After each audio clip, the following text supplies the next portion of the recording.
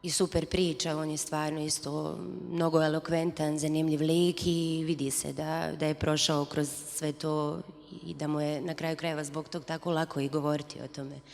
Isto tako Selma, to je nekako bilo kratko, slatko, ona je imala baš dobrih izjava, dobrih poenti i Harun po sarajevski. Nekako zato što je bio mlađi imam osjećaj da sam se tad baš opustila i smijala i uživala u tom nekako trenutku. Razmišljam, kad bi radili podcast sa našom publikom trenutnom, ja mislim da ne bi bilo ikakve treme, jer smo sve kao da kažem, tu negdje. Onda je to, imamo slične interese, evo, ne znam, sve nas zanima podcast, pričat ćemo o podcastu, evo, mi sad pričamo o podcastu. Koji ti je najdrži podcast? Naš. Šalim se. Ma vjerujem, ja to i ne pratim tako puno. Ozbiljno. Zašto? Šta misliš o podcastu, evo, kao formi kojom se bavimo? Vrlo zanimljivo, pruža slobodu, ali po mom ukusu možda malo predugo. Ne znam, je li to što sam ostarila, nemam više živce da nešto gledam. Evo, nismo nikad radili, na primjer, 3-4 sata podcast. A meni je dugo, recimo, sat i po, da, sat kao što smo imali sa Burinom. Ja mislim sve nekako, jer smo u ovom smo ambijentu, bukvalno smo prenijeli čitavu našu scenografiju ovdje i ovako smo, da sad sjedimo ovako 4 sata, to bi svima dosadilo. Ali kad bi bio tu neki, ne znam, stoj, piće, grickalice, TV, muzika u pozadini, nešto, ja mislim da bi to moglo, druženje cijeli dan. Kad bi iznijeli mikrofon na balkon? Na koji balkon? Na radiju. Znaš, hoćemo to da napravimo. Kakvu atmosferu, mislim, znači tu ti ne treba kamera, samo 2 mikrofona na balkonu. To trebamo napraviti, svakako. I to je meni neka varijanta, tako da nije, ali mislim i ovo je okej da mi sad idemo sat i pol na neke bitnije teme koje stvarno, mislim, da li mi možemo u stvari razgovarati o ne znam, nekom društvenom problemu duže od sat i po, jer ipak opet tu mi nismo stručnjaci, osoba koja tu jest i sad jedino, ne znam, da nam uzme stručnu knjigu i da nam počne čitati, jer pređemo većinu toga. Da. Tako da, mislim, ne mogu reći, nije da ne dangubim, inače dangubim svakako, ali nemam živce za pratiti nešto što traje 3,5 sata. Ja imam. Šta ti gledaš, šta voliš? Gledam Fall of Civilizations podcast, što je jedan lik, samo audio i traju po 3 sata epizode. To o padu civilizacija, o tome kako, ne znam, čovjek uzme i napiše skript od koja je knjiga i čita o tome kako se, ne znam, kako je propao antički Rim.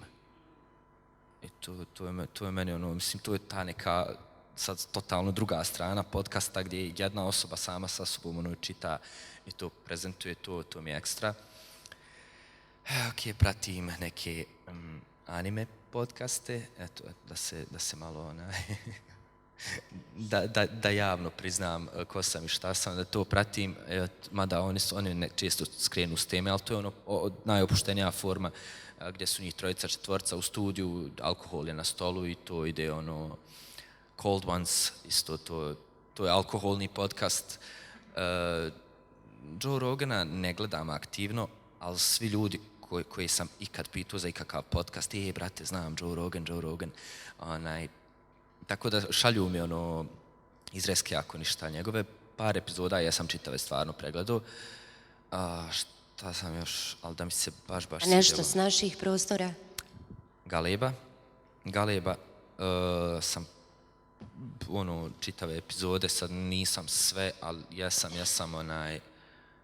dosta toga, a Idu sam gledao, ne zato što je trebalo da se sprema, nego sam to prije par sedmica, kad je to nekad, u stvari više, kad je to počinjalo, čiji sam još, Inkubator, što se ovih, da kažem, domaćih tiče, ova ekipa koja nam je dolazila na meetupe, nisam sve tražio, sve sam ok, nisam možda sve pratio, ali daj da vidim šta ovaj radi, šta onaj radi, kako ovo, kako ono.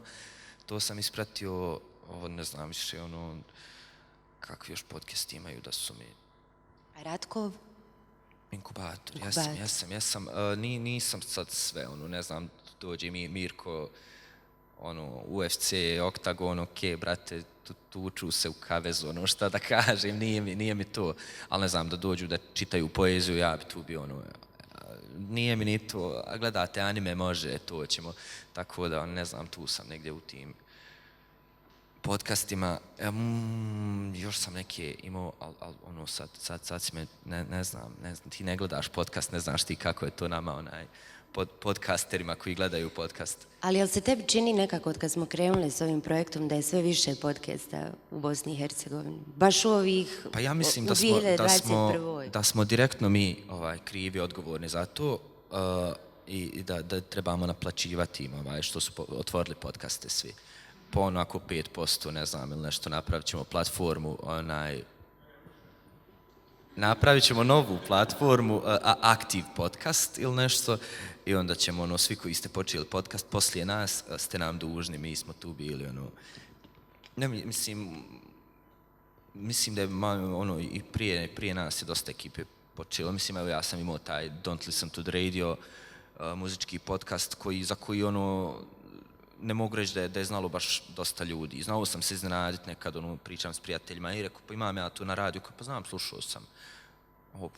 Rekao, ovo neko sluša, ali to je kad radiš podcast iz neke strasti, ne gledaš da se sad probijaš da budeš Joe Rogan, nego radiš to iz zabave, radiš to što to voliš, i to mi je bilo ekstra, i vjerujem da ima dosta ekipa, mislim, koje su evo tu, neki su tu koji isto tako rade i kojima i nije sad cilj da budu najbolji, najveći, ali rade to što vole, i to mi je isto predobra stvar, ne znači da nije kvalitetno, da nije dobro. Znači, ne demorališu te mali pregledi na našim videima? Ne, iz prostog razloga što ne pravimo podcast za preglede. To je najbitnija stvar, s tim se vodim, eto, i taj prošli podcast, tako da i ovaj kad je počeo, kad su bili neki razgovori, šta ćemo, koliko ćemo imati pregleda, što nije ni bitno, mislim. Ako radim podcast o nasilju, ja hoću da je taj podcast koristan, i ako ga 500 ljudi pogleda, ili ne znam, o seksualnom obrazovanju, koji je bio onako baš ekstra podcast, da ga pogleda 200 ljudi, ali da svi nešto nauči, a ne da ga pogleda 100.000 zato što je, ne znam, nešto polukorisna je neka informacija. Ovdje stvarno, ja vjerujem svi koji su ga pogledali da su nešto shvatili, nešto naučili, nadam se da se slažiš sa mnom. Slažem se i mislim da treba pustiti vremenu, da prođe i da pokaže u stvari kako stvari stoje. Mislim, novi smo. A bil ti sad, evo, na primjer, ja nestanem, odem da posvetim se u potpunosti Z-Filesu i ti sama vodiš podcast. Kako izgleda idealan podcast Ivone Kukić? Nešto slično ovome, evo. Nemam treme, opuštena sam i šibamo. I ovdje sjedi Brad Pitt. Ne može. Onda ima treme, ali onda nije to. Pa to baš Meni je, na primjer, bila baš trema pred Harisa Burinu, kao veliki glumac, celebrity, realno jedini celebrity kojeg smo ugostili. Bila mi je tu onako baš malo prpica. Ali dobro prošlo, super. On se baš otvorio, on je i zaplakao u podcastu, zapalio cigaretu. Dobro, nije mi toliko čak ni bio Haris Burina sam po sebi, jer je on dosta poznat, već imaš sve informacije, i sve što možeš naći, nađeš, i onda samo gledaš kako ćeš da pričaš s njim, face to face. A nekako su mi sad, s druge strane imaš, kao stručnjake neke koji znaju nešto bitno, ali o njima lično ne znaš ništa, i onda moraš to da čupaš iz njih, jer se to ne može proguglati. Osim ako je Ivona u pitanju, ona može sve proguglati.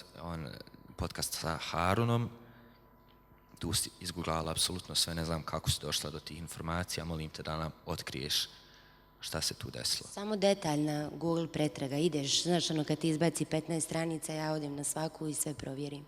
Sve otvaram, iako vidim da je isti članak, opet provjerim, Ček, jer možda ima neka dodatna U informacija. stvari nešto ima na Googlovim drugim i trećim stranicama. Da, tu se krije blago. Tako sam saznala o Harunu stvarno skoro sve. Znam da se on iznenadio kao onu djevojku, Ono, znaš stvari koje niko ne zna. otprilike tako. Da. Jesi googlala samu sebe ikad? Da. I? Izlazi mi neka na Instagramu, nisam ja. Ja nemaš Instagram. I izlazi moj članak nezaposlena magistrica. To je to. Ja sam isto, tu sam onda malo se zezao s prijateljima, da sam ja najpoznatija verzija sebe, jer kad se googla moje ime i prezime, izađe Radioaktiv i ja kao autor na Radioaktiv. Tako da sam najbolja verzija sebe, najpoznatija, ili imam jako unikatnu kombinaciju imena i prezimena, pa možda je zato. Nije nešto sad da je toliko često. Mislim da je, da, unikatno. Ja sve nekako gledam da se nikom leđima ne okrenem pred kamerama i sve. Nemojte me osuđivati. Opuštena forma. Reci. Znaš šta me samo zanima? Kad si snimao podcast s Enom, ko vam je pomagao? Pa i s kamerom i... Hamzi, naš kolega, je pomagao tad sa kamerom i tad je podcast izlazio jednom mjesečno. Nekad i rjeđe i to je bilo ovako 4-5 epizoda i onda smo skontali ok, on se slomi snimajući, mi se slomismo pričajući pred kamerom i sve, pričajući o muzici koju ne možemo ni pustiti, jer ne može to na YouTube. I onda se prebacimo u program i tu smo samo nas dvoje bili. Tako da to je ona... Mislim, divim se ljudima koji stignu i znaju sve i da snimaju i montiraju. A kako bi da moraš montirati, na primjer, to nešto? Ma ne bih nikako. Ne bi ni vodila? Ne bih. A uživo na radio? Pošto ne radiš emisiju nikakvu. Radiš podcast samo, je li tako? Da, samo podcast i pišem. A što se ne uključiš u program? Pa zato što nisam nikad prošla obuku zbog koronavirusa, zbog pandemije. Taman kad sam trebala da prođem obuku, morali smo da zatvorimo radio. A gdje nam je urednica, direktorica, neko ko može potpisati sad kad te ja pozovem u emisiju da ideš na obuku? Može. Ne znam. Mislim da je šteta da kad sam već na radiju, onda... Mislim, kad već vodiš ovo, zašto ne bi i to probale? Imali smo jednog člana koji je bio na obuci kod nas na podcastu, tako da imali smo i to. Tarka? Jeste. Tako da i to smo prošli, to je sve sad podcast prije ovog podcasta i dođemo ovdje i onda sam ovdje nervozan, jer sad ovdje treba pred kameru, treba pred ljude, treba pričati s gostima, a vamo je bilo ja sjedimo i pričamo o muzici. Tako da to je onako bilo velika promjena.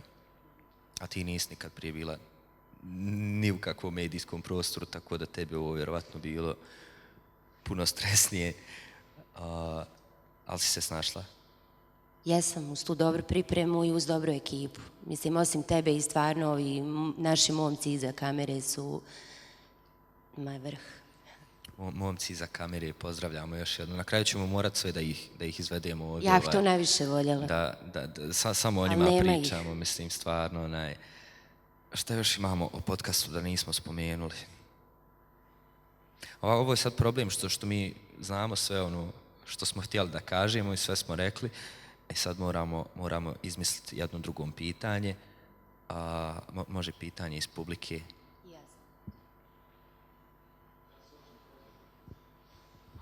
Ima li ko pitanje? Ima Goran pitanje.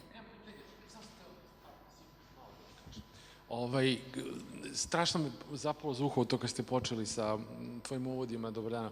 Obratite pažnju, podcast je neko su on demand forma i neko može da je gleda, sluša i to što gledam podcasti se slušaju, ali ne veze.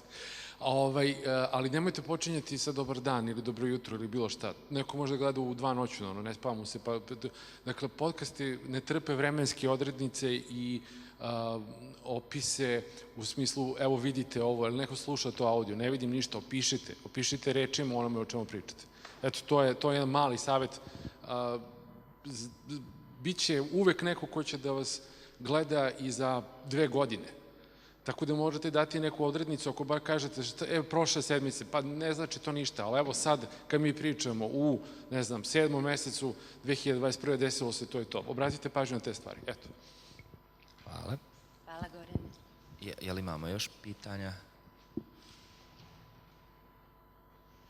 Nemamo više pitanja.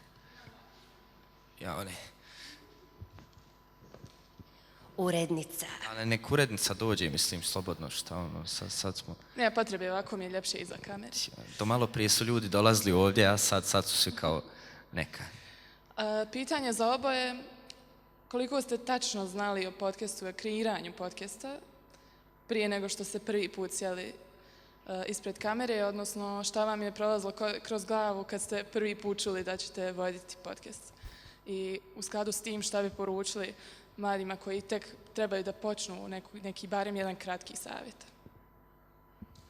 Evo ja ću, dok Ivona dođe, ja bi im savjetovao da počnu sa, ne znam, sa onim što vole i da rade ono što vole, a ako baš hoće da budu onako neki nešto ozbiljno tim da se bave, onda nek počnu oba, pa nek vide da li ih u stvari vodi to da hoće da su poznati ili to da hoće da rade nešto kvalitetno i nešto što vole. Ja nisam znala gotovo ništa o podcastima ni o stvaranju podcasta prije projekta, ali sam odlučila da uletim u to sve jer otkad sam na radiju Aktiv shvatila sam da ovo i što je Aida u stvari govorila kad je pričala s tobom, samo hrabro, bez puno tog overtinkanja, analiziranja, baci se u vatru i da vidimo šta će da bude. I mnogo mi se stvarno svidjelo, evo kažem, svidjelo mi se i na kraju krajeva što svaki put jesmo imali različitu temu, drugačiju temu, novog gosta, znači svaki put malo čitaš, istražuješ o novim stvarima, prvi put čuješ za nešto, saznaš.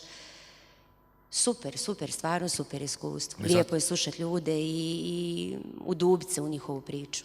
Zato nam je ovo najčudniji podcast jer pričamo jedno s drugim. Mislim šta ja sad treba da uzmem mobitel, da googlam Ivonu i da vidim koji fakultet je završila, gdje studira, čim se bavi, kakve članke piše. Kakve članke Ivona pišeš? Društveno angažovane. Zašto? Tu se osjećam najsigurnije u stvari kad pišem. Tu imam vremena, ovo što najviše volim da radim, da razmišljam, da važem koja riječ bolje pripada u toj rečenici ili na tom mjestu. Stilski, gramatički ili u kontekstu društva i poruke? Više stilski. Više stilski. Da. Ja sam shvatila da ja sam nekako uvijek nešto između. Znaš, nisam više, ne pišem novinarske tekstove, ali ne pišem ni tekstove kao što ih ti pišeš, koji su više onako umjetnički, baš kao da si pisac. Ja sam ništa. Ja u biti ne pišem novinarski ništa. Ja sam možda napisao jednu reportažu, jedan intervju, od kad sam na radiju, što je mislim, oko 2 godine, možda i duže, vjerovatno i duže od toga. Nisam nikad napisao ništa novinarsko, nego sam pisao priče. A zašto? Mislim, ti dobro pišeš, zašto?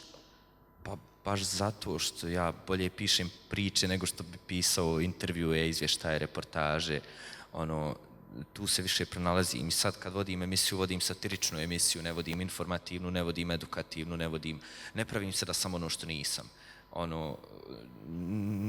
Ne studiram novinarstvo, nisam, da kažem, neki stručnjak za novinarstvo i neću da se pravim da sam stručnjak za novinarstvo. Ok, mogu biti voditelj, mogu biti amater, mogu raditi ovo, ali ne vidim potrebu sad da ja, ne znam, sutra vodim dnevnik.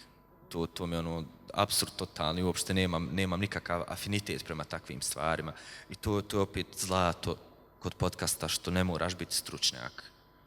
Mislim da je to o čemu god smo pričali. Jel imamo još, jel imaš ti, jel ima neko iz publike?